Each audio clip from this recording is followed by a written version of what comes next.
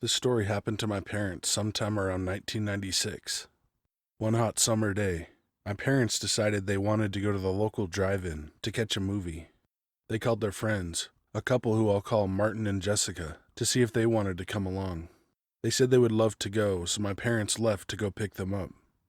On their way, my parents spotted a man on a street corner.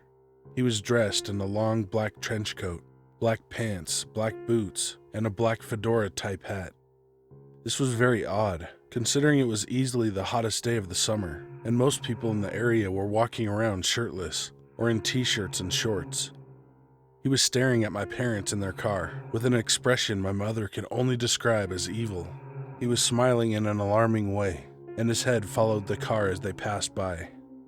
Out of all the cars driving, he decided to stare at my parents. My parents thought it was weird as he was just focusing on them and no one else, and due to the way he was dressed. Also, no one else walking on the same sidewalk seemed to notice the man. It just came off as bizarre. My parents arrived at Martin and Jessica's house and picked them up.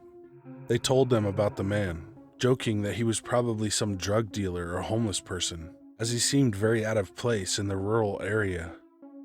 To get to the local drive-in, you have to pass through the downtown area of my city and turn off onto a highway that takes you to the local university. The drive-in is on the side of said highway.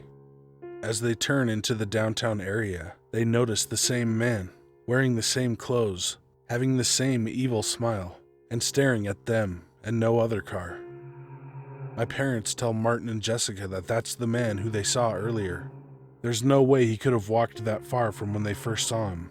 But my parents did stop to pick up their friends, so he could have gotten a cab or drove to where he was. They keep driving and turn down a street about 30 seconds after they just saw him. And when they turn the corner, there he is. The same man, same grin, still focused on just my parents.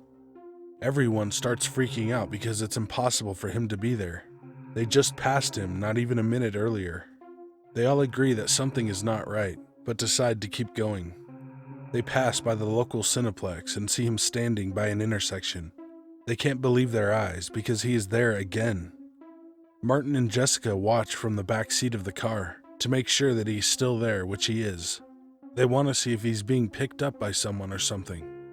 As my parents' car is driving up the hill which leads to the turn off onto the highway, the man finally fades from Martin and Jessica's sight, and they turn back around. When the car reaches the top of the hill, the man is standing on the sidewalk, staring and smiling. Everyone starts screaming, and they turn the car around and speed back to Martin and Jessica's house. To this day, the story still freaks them out, and they have no idea who or what he was. Thankfully, they never saw that man again.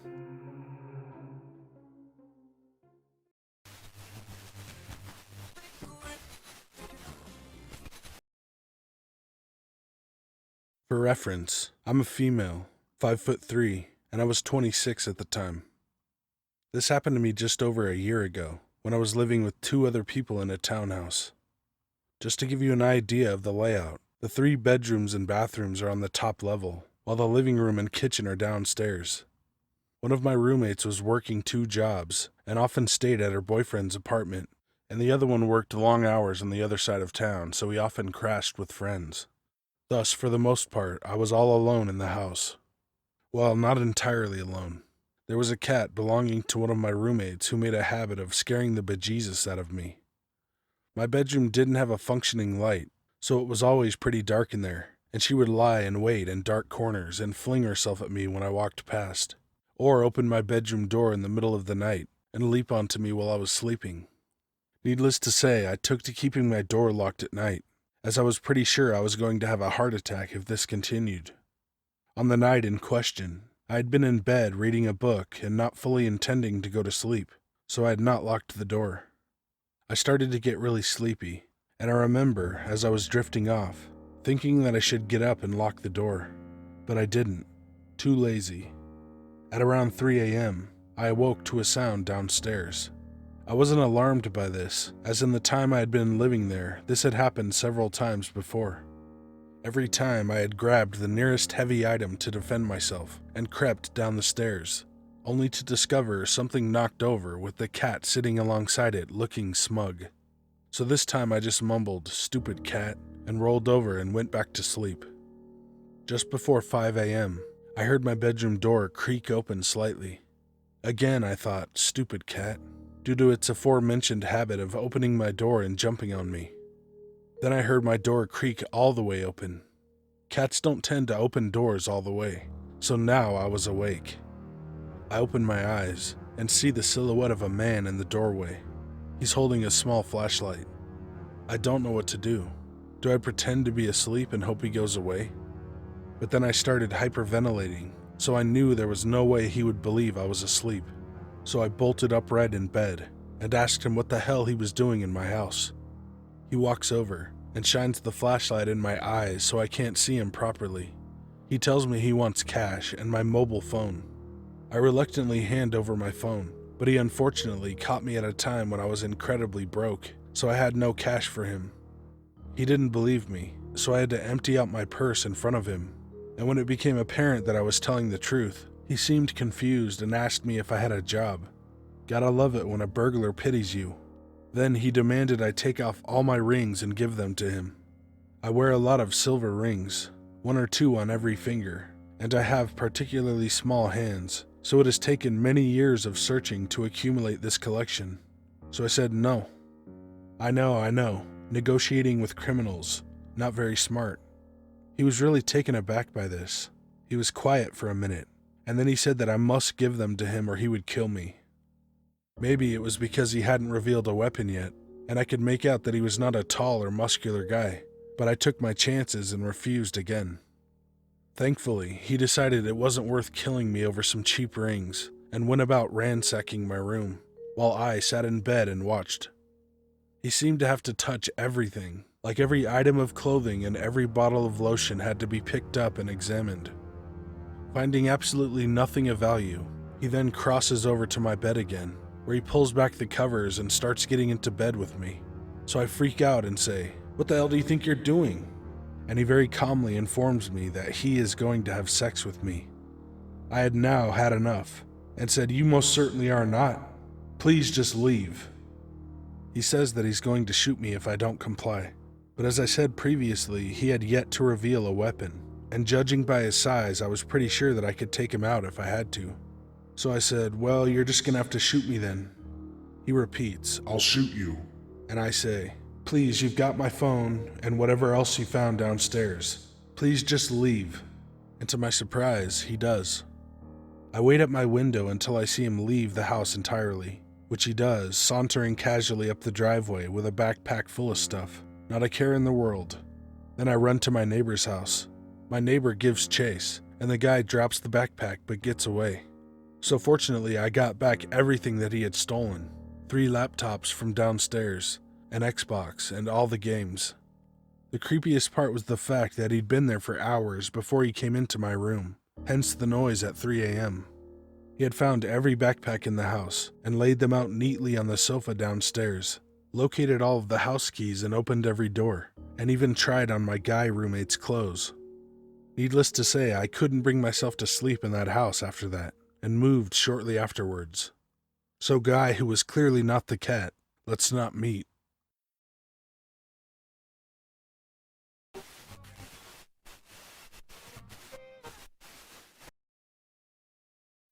So back in July, my uncle was dying of cancer. On July 31st, my mom got a call from my aunt. She said my uncle wasn't going to last much longer. He was on the brink of death. So my mother flew up to Washington from California to be with her brother. My uncle never married. My aunt and mom were his little sisters. My uncle had this clock. It's gold-colored and has those little rotating balls that spin one way, then the other. It also has a glass dome over it. My uncle had this thing set to silent so it never chimed. It never chimed when my aunt and mother were up there 3 weeks prior to get his affairs in order. Shortly after my mom got there, my uncle was talking to people who weren't there. He was making various references to Dave, my other uncle who passed away in 2014 in a fire, and to Ron, my grandfather who is their father, who passed away when I was 9 or so. It was about the time that he started talking to Dave and Ron that the clock started to chime every hour on the hour. Curious, My mother picks up the clock in front of the hospice nurse and my aunt to double check, and it was still in silent mode. They replaced the batteries and kept it on silent mode, and it still chimed every hour. 4 hours after it started to chime, my uncle passed away on August 1st, 2017, and the clock chimed until 2 hours after his death, where it suddenly went silent again. 5 days later, my family gathered at my mother's house to have a memorial barbecue, his favorite food. All the adults had a can of his favorite beer, Rainer beer, and we did a toast. My mother had brought the clock down to our house from Washington. It was seated on the mantle of the solid oak TV stand. It was silent the entire time it had been in our house. At the dinner, I remembered that when I was a child, my uncle taught us his favorite piece of poetry. My uncle was a hilarious man. My mom and I started singing it. Beans, beans, the magical fruit. The more you eat, the more you toot. As we sang it and started to laugh, we all stopped when we heard the clock chime. We still have this clock here with us, and it has never chimed since.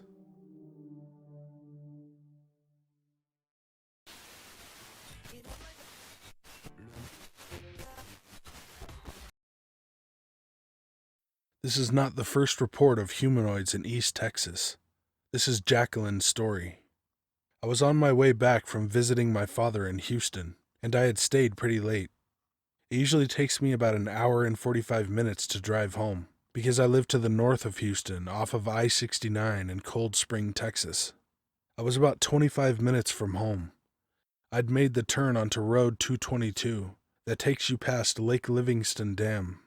It was around 10 p.m., and this long stretch of road is covered on all sides by woods, with the occasional ranch house or farm. There are no lights but one passing through here. I was past that light, in total darkness, with only my headlights shining. I saw something up ahead and slowed down. It was a furry creature on all fours crossing the road. I'll never forget the way it felt. The hair on my arms are standing up, and I get goosebumps just remembering. It looked like the boy from the Jungle Book crossing the road, with the hind part of the body higher than the front. It passed a few feet in front of my truck and stopped on the side. It was dark gray and black, and it didn't seem to have a face, or maybe it just had too much hair. It was too big to be a dog or any animal I've seen. I still don't know what it was. All I know is that I drove off, speeding away, looking back into my rearview mirror, hoping it wasn't following me home. I locked up and stayed close to my rifle the whole night, and to this day, driving through that stretch of road, I hope I don't see the creature again.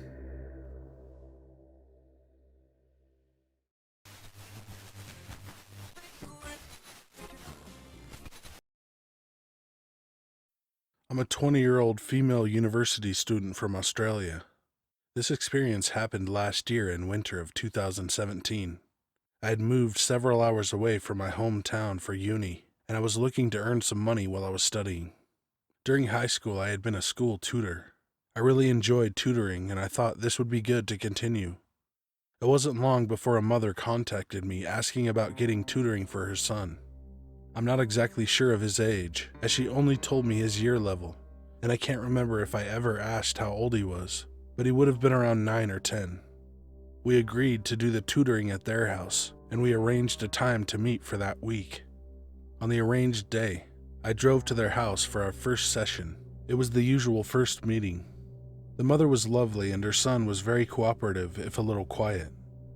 When you're a tutor, all you want is a student who will try hard and listen to your instructions, and this student was perfectly well behaved. Their house was a small cottage-like house, but it was very neat. We worked at the kitchen table in the dining room, which formed an L shape with the living room. The entranceway was in the corner formed by the two rooms. Off the dining room/entrance corner was the student's room. The door was shut, but I could tell by the decorative name placard that it was his. If his door was open, he would have been able to see straight into the living room. The first few weeks of tutoring went along fine. I was really happy to work with this student and his mother. But after a few weeks, I started noticing that the student was not himself. He seemed really tired and wasn't as responsive, not in a disobedient way, just like he couldn't concentrate properly. I brushed it off at first, because it was winter and cold and towards the end of term 2, which is typically a long term in Australian schooling. This is when students started to get sick and run down, so it wasn't that unusual for my students to seem a little tired at this time of year. We had a 2-week break over the school holidays, and I hoped that after this he would be well rested and ready to start again. During our first session after the holidays, however, he seemed even more tired. I could barely get him to follow any instructions, and he was taking much longer to complete work than expected. I stopped the session momentarily and asked him if everything was okay. Was he feeling okay? Or was he having any problems with the work at school?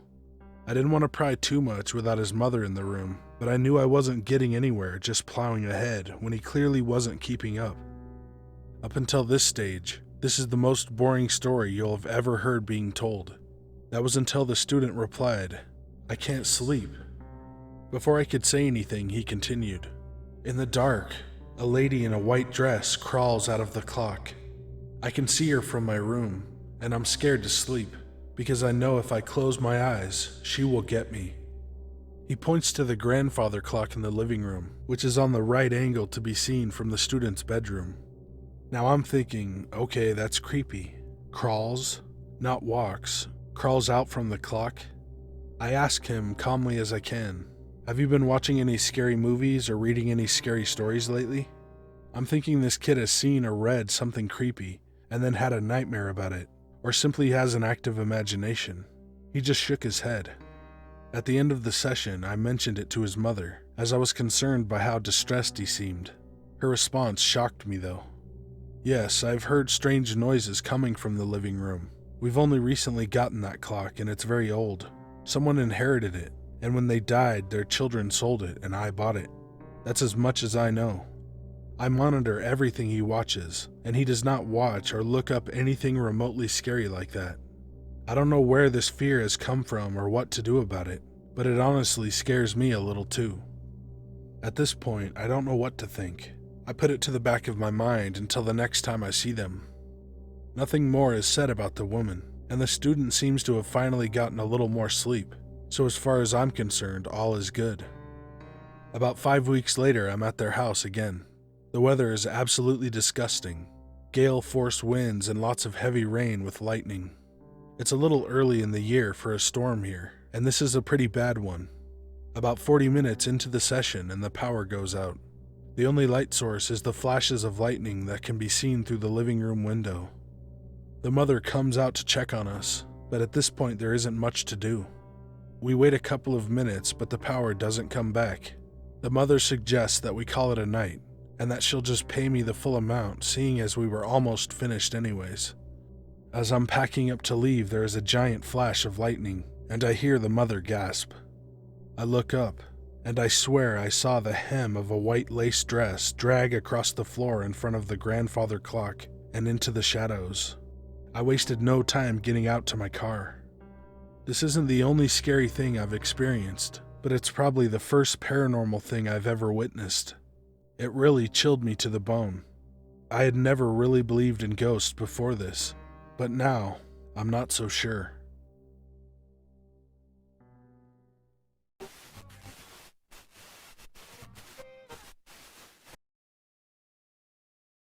This isn't my first encounter with those beings.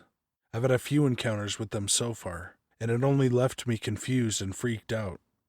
On to the story. My parents decided it was a good idea to send me off on a small vacation with my grandparents to Turkey. They thought it would be a good idea for me to relax after such a stressful year. I went to a doctor after my first experience, thanks to my parents, who only send me to a therapist to see if something is wrong with me. So far, no one believes what I've told them, but that doesn't stop me from believing it. My grandparents have this small house in a village. The next neighbor is kilometers away, and there are barely any trees. It's always very hot around June, and sleeping at night is very difficult. My grandparents were already sleeping, and since there was nothing to watch on TV, I decided to call it a day. I wanted to sleep on the balcony so I could be outside, so I grabbed some pillows and a few blankets after I turned the lights on. Sleeping in the dark isn't really something I enjoy a lot, not after the many experiences I've had. I could already feel something was off. It was suddenly colder outside than it was a minute ago, and I had this awful feeling of being watched. I quickly looked back inside, but I saw nothing and shrugged it off. Maybe I was just making myself paranoid. I looked over the railing down into the garden, and I saw something way too familiar. It was dark, but the light from inside was enough. Below me stood a very tall gray. Its shoulders were very thin, and the arms hung down to its knees. It kind of looked like those toys that you stretch. I just stared at it, and it stared back at me. I'm not sure how long we did this, but when I blinked my eyes, the creature was all of a sudden a bit closer than it was before. I was frozen in fear, and the alien moved its head a bit to the side, only to move it back straight, as if it was curious about me. After a bit, I finally got the courage to do something. I put my hand up and waved slowly at it, and after a minute it did the same thing back to me. As much as I tried not to freak out, I only became even more scared. I asked what it was doing here, but then I felt my whole body becoming stiff. My mind was telling me to scream for help. I knew one thing for sure, though. It wanted something from me. I just had no idea what. I asked the creature again why it was here, and all it did was move its head to the side again. The alien moved a bit closer, standing right underneath me, looking up at me with those big black eyes. I wasn't able to see a mouth before, but now I could. I was trembling in fear, and all of a sudden, I heard the loud voice of a man asking if I was okay. My eyes quickly landed on the police officer of the village, who was always driving around at night. However, once my eyes met the officer's, I quickly looked back down, only to see that the alien had disappeared. The officer saw how alarmed I was, and all I could say was that something was in the garden, and that's when the officer came forward to check. However, he told me he saw nothing, but that he would check the surrounding areas. My grandparents had woken up by this point, and I told them what happened. My grandfather, who has an obsession with aliens, asked me many questions about the gray that I saw. It seems like it isn't the first time this had happened, and that encounters with our family are common. But what I did learn was that my grandfather was, or still is, an abductee. Hey guys and ladies, thanks for watching. If you want me to tell your story, or read a creepypasta, email me at the address in the description. Be good to animals, even people. Sit.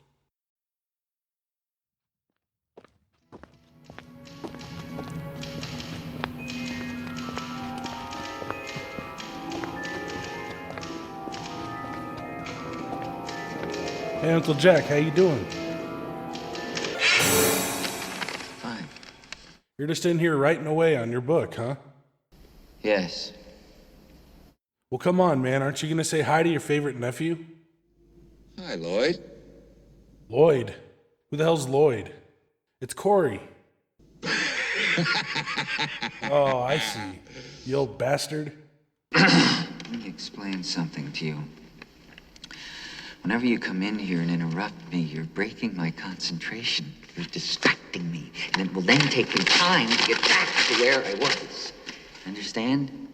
Well, dude, I'm just stopping in to say hi. You don't have to be such a grouchy asshole all the time. I'm not being grouchy. I just want to finish my work. And we're going to make a new rule. Whenever I'm in here, you hear me typing. Whether you don't hear me typing, whether the fuck you hear me doing in here, when I'm in here, that means that I am working. That means don't come in. Now, do you think you can handle that? How about you kiss my ass, because I brought us a bottle to take some shots. Good man. You set him up and I'll knock him back, Lloyd. One by one. My name ain't Lloyd. What the hell's wrong with you? I like you, Lloyd. I always liked you. You were always the best of them. Okay. Hey, remember that time you shit your pants on the Ferris wheel? It was an accident. Completely unintentional. Could have happened to anybody. It was 3 goddamn years ago. I know, Uncle Jack. I'm just messing around. Just giving you a little hell. And I'm sure you know, but it's my birthday in a few days. That's swell. Do you happen to know what my parents got me? You got a big surprise coming to you. Nice. I actually think I know where they hid it, so I'm gonna go check it out. Go check it out. That's what I just said I was gonna do. Go check it out. Go check it out. All right, Uncle Jack. Good luck with your book, you maniac. Scout, snämmar, björksbus, hörs.